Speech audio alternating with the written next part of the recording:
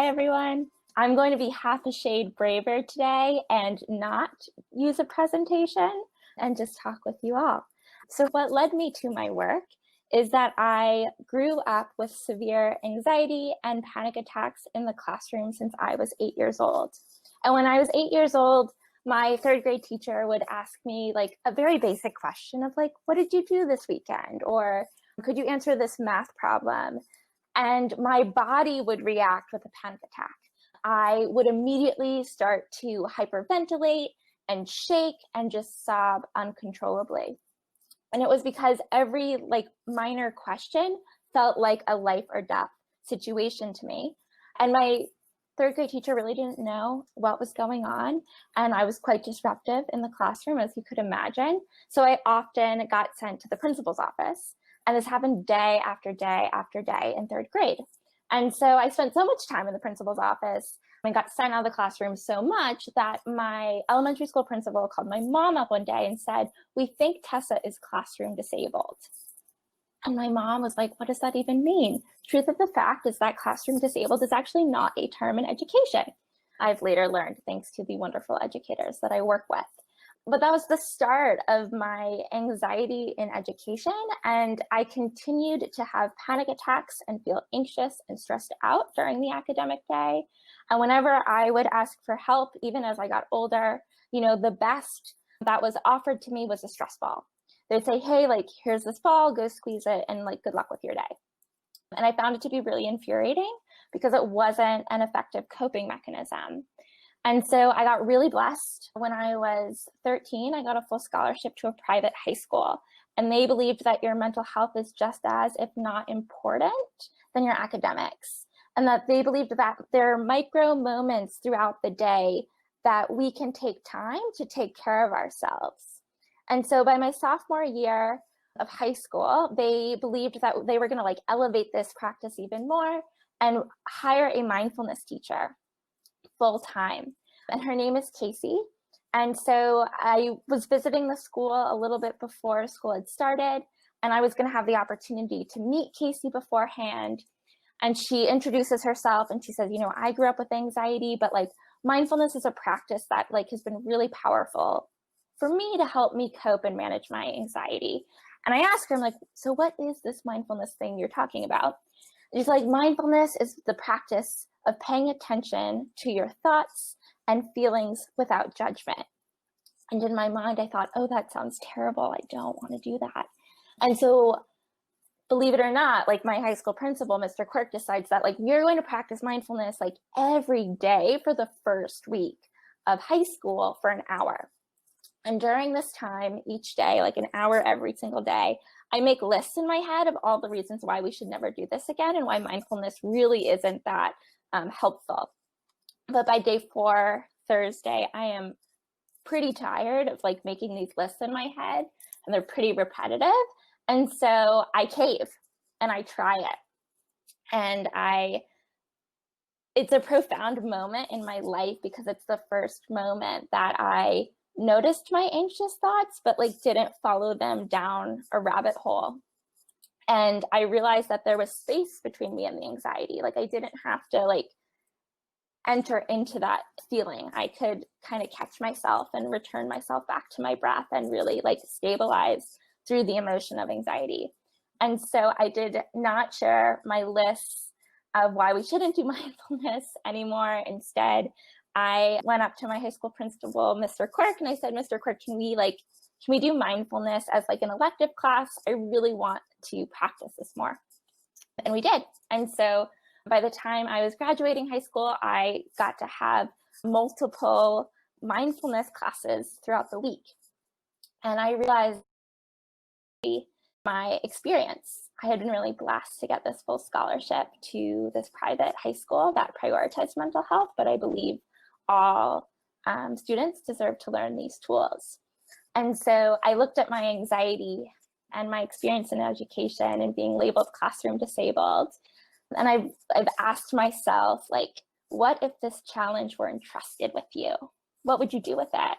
What if growing up with these severe panic attacks and being told that you are never going to amount to much because of your anxiety, like, what would you do with that now that you know these tools? And so I went to Boulder, Colorado to a program called Watson, which I'm really lucky that some of these coaches are from Watson or in our Watson family. And I really set out to answer this question of like, how do we equip the first responders to student stress and anxiety with concrete tools? And I wrote my college thesis on this idea of if we build a curriculum of 5 to 10-minute lessons using mindfulness and positive psychology tools, that they can have a profound and radical impact in a student's life. And I pitched that idea to Denver Public Schools at 20 years old. And for some reason, Denver Public Schools gave a 20-year-old $9,000. And then with that $9,000, I started Asset. And so today, Asset is a nonprofit based in Denver. We do train and equip educators in our curriculum of concrete tools designed to help students reduce stress and build resilience for future success, because we envision an education system where students' mental health is just as important as their academics. And today we impact about 37,000 students a week. And I'm really grateful that a couple of our coaches, JC and Maureen, are part of that work. And we get to do that with this, like, from this problem that I had growing up with severe anxiety has really bloomed into something quite special. And so where that leads us to this conversation of how do we maintain health and wellness through conflict? We're living in a compound crisis, and now more than ever before, it's important to take care of ourselves so that we can show up and do the work. So how I like to think about this is, how do I find stability in my emotions so I can make conscious action, right? So I can do the work and do the work well. And the ways in which I find stability is this belief of, it doesn't have to be like an hour-long mindfulness class every day. It doesn't have to be an hour-long workout a day, though that's awesome if you can do either of those things. There can be micro moments throughout our day that we can weave into the day that can have a profound and radical shift in how we show up. And why I love the practice of mindfulness, and one of my college professors, he calls it informal mindfulness, like micro practices throughout the day.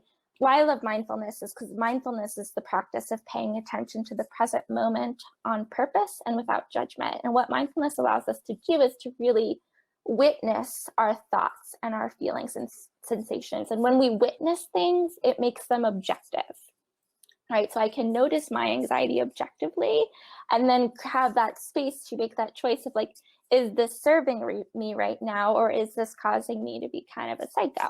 Usually it's causing me to be kind of a psycho and keeping me from doing my best work. So what are micro ways you take care of yourself throughout the day? For me, it's like I have to work out in the morning before I, do my work.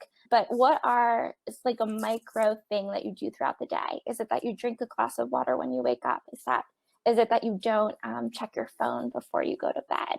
How have you been taking care of yourself during this time? Great. So I am going to share with you 2 practices that I use quite frequently in micro moments throughout. And they come from Asset's curriculum. So the first practice we're going to do all together is our mindful body scan. And so to practice the mindful body scan, I invite you to take a comfortable seat, whatever that means for you. I like to find an upright spine, maybe uncross your legs, place both feet on the floor. And when you're ready, gently shift your gaze to the floor or close your eyes, whatever is most comfortable for you. And we're going to begin by taking 3 collective deep breaths. So take a really big inhale through your nose. Pause at the top. Exhale, soften your body. Twice more, just like that. Take the biggest inhale of your day. Feel your chest rise and your belly expand. Pause. Exhale, soften. One more, just like that. Take the biggest inhale that you can. Pause. Exhale, soften. And when you're ready, gently place your attention on your feet. Notice how are your feet feeling on this Tuesday. Maybe give your toes a wiggle.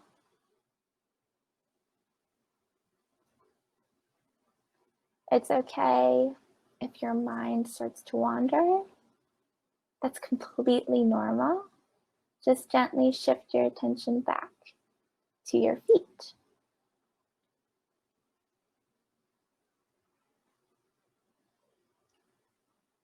And from your feet, start to shift your attention upwards towards your legs.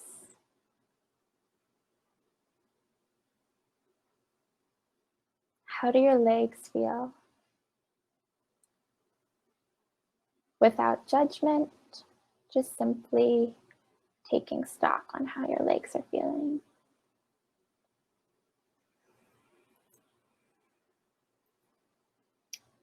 And from your legs, start to shift your attention upwards towards your stomach.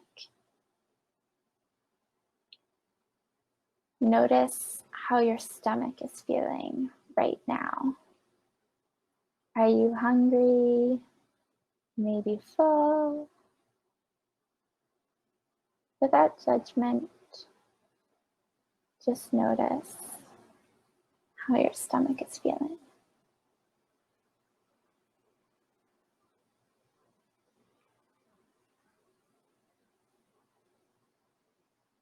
And from your stomach, start to shift your attention upwards to your shoulders.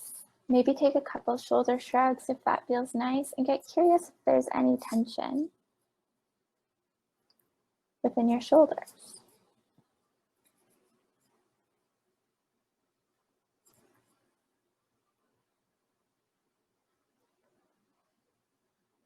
And from your shoulders, gently place your attention on your forehead. Notice if you can soften your forehead.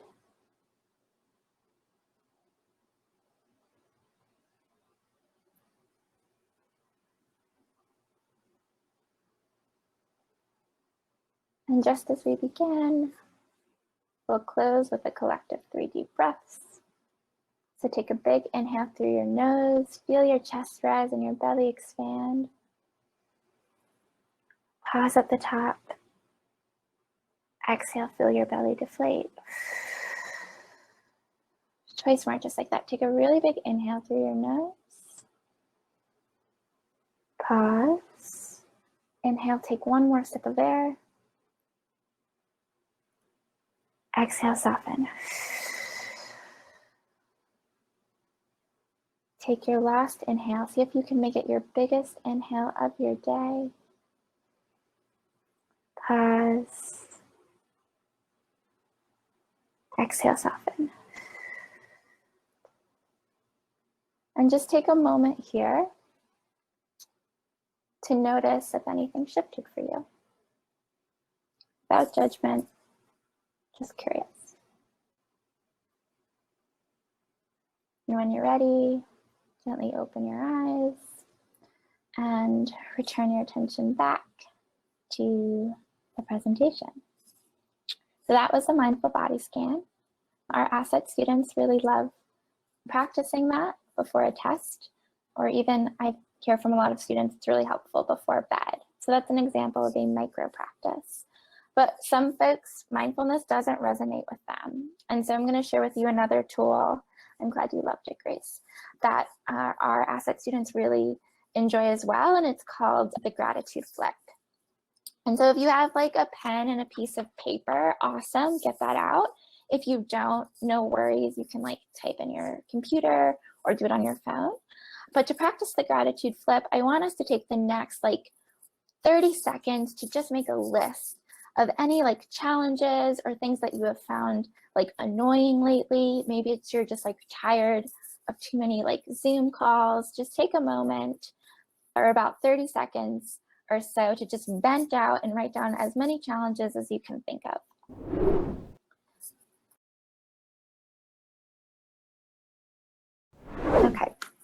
And so the next step in our gratitude flip, once we have like written down all these challenges, we're going to pick one that's maybe not too overwhelming, but one that feels kind of manageable, and we're going to flip it. We're going to say, I am grateful for insert challenge because blank.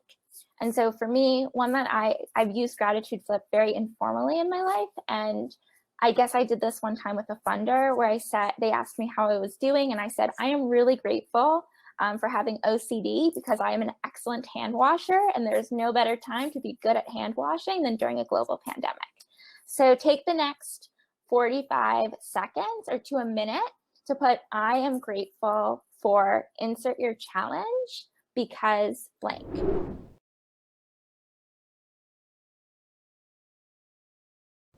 So what I'll leave you with today and invite you to practice in your own life is that we can take micro moments throughout the day to stabilize within emotions so we can make conscious action, so we can do the work and be of service. And so it can be this micro moment of a mindful body scan. It can be when you're in that like challenging conversation with someone, like, how can I flip it?